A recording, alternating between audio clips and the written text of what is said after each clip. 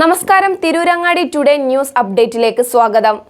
സ്വർണ്ണവില കേട്ട് ഞെട്ടിയോ? എന്നാൽ എല്ലാവർക്കും സ്വർണ്ണം വാങ്ങാം. തൂബ ജ്വല്ലറി അവതരിപ്പിക്കുന്നു ലൈറ്റ് വെയ്റ്റ് കളക്ഷനുകൾ, അതിമനോഹരമായ ഡിസൈനുകൾ, 1 ഗ്രാം മുതൽ നെക്ലസുകൾ, ബ്രേസ്ലെറ്റുകൾ, റിങ്ങുകൾ, മിതമായ പണിക്കൂലിയും ആയുഷ്കാല മെയിന്റനൻസ് സപ്പോർട്ടും. ഇനി എന്തിനു സ്വർണ്ണം വാങ്ങാൻ കാത്തിരിക്കണം? ചെമ്മാട് തൂബ ജ്വല്ലറിയുടെ ഷോറൂം ഉടൻ സന്ദർശിക്കൂ.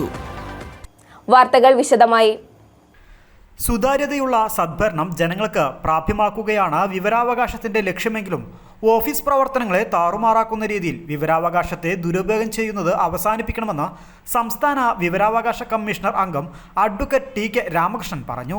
മലപ്പുറം കളക്ടറേറ്റ് കോൺഫറൻസ് ഹാളിൽ കമ്മീഷന്റെ സിറ്റിംഗിന് ശേഷം മാധ്യമങ്ങളോട് സംസാരിക്കുകയായിരുന്നു അദ്ദേഹം.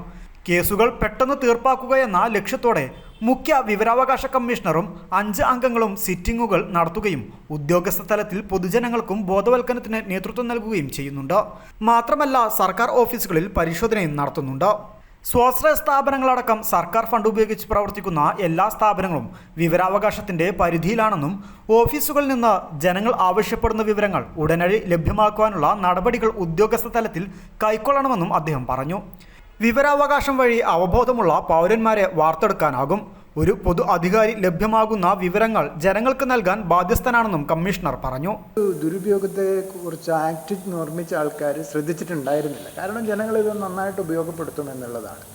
പക്ഷേ ഇപ്പോഴത്തെ അവസ്ഥയിൽ ചില ഓഫീസുകളിൽ ധാരാളം അപേക്ഷ കൊടുക്കുക, ഒരു കാരണമില്ല, ഉദ്യോഗസ്ഥന്മാരോടുള്ള വിരോധം എന്നൊക്കെ കാണിച്ചിട്ട് ഇപ്പം നമുക്ക് കമ്മീഷനിൽ നമുക്ക് കിട്ടിയിട്ടുള്ള ഈയിടെ വന്നിട്ടുള്ളത് ഒരു വിജിലൻസിൽ അവിടുന്ന് റിട്ടയർ ചെയ്തിട്ടുള്ള ഒരു ഉദ്യോഗസ്ഥൻ 50ഓളം ഇത്തരത്തിലുള്ള വിവരാവകാശത്തിനുള്ള അപേക്ഷ നൽകുകയും അപ്പോൾ അത് ആ ഡിപ്പാർട്ട്മെൻറ്റിൻ്റെ തന്നെ പ്രവർത്തനത്തെ സാരമായി ബാധിക്കുന്ന അവസ്ഥ വന്നപ്പോൾ ഫുൾ കമ്മീഷൻ ചേർന്ന് എല്ലാ കമ്മീഷണർമാരും കൂടെ അയാളെ ഹിയർ ചെയ്തു.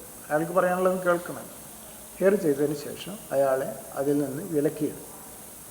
ഇനി അയാളുടെ അപേക്ഷ ആ ഓഫീസിൽ കൊടുത്താലും അയാൾക്ക് വിവരം നൽകണ്ട എന്നുള്ള ഒരു ഡയറക്ഷൻ കൊടുത്തിരിക്കുകയാണ്. അത്രയും അയാളുടെ പർപ്പസ് ഈ വിവരാവകാശത്തിന് അനുകൂലമല്ല എന്നുള്ളതുകൊണ്ട്.